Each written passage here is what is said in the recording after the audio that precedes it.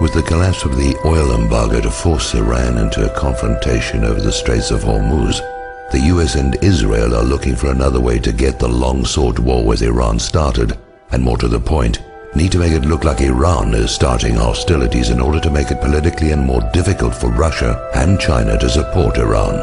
Now, recall that Israel has a past history of attacking US warships and framing others to trick the US into attacks on Israel's enemies, with the Israeli attack on the USS Liberty, initially blamed on Egypt, as the most well-known example. So here we have the USS Enterprise, the oldest carrier in the fleet, on her last legs, scheduled to be decommissioned next year. Her name is well known in part because of the Star Trek TV series. Decommissioning a nuclear aircraft carrier is a very expensive process.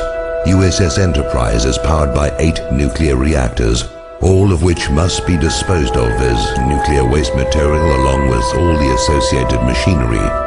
The US Navy would save a great deal of money, more than the scrap worth of the steel, if USS Enterprise were to be sunk in the Persian Gulf, where the radioactive mess is someone else's problem to deal with.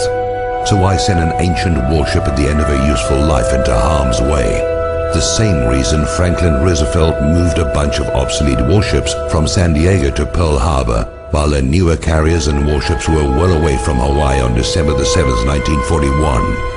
Israel has 3 Dolphin submarines, given to her by Germany.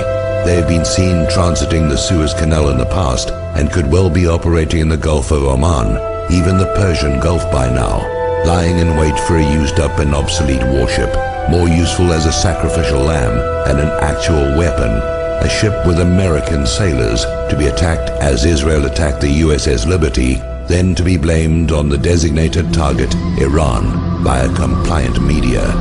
If you agree with this analysis, please post this video everywhere you see this carrier story. If we can make them doubt a false flag will be believed, maybe they'll call it off.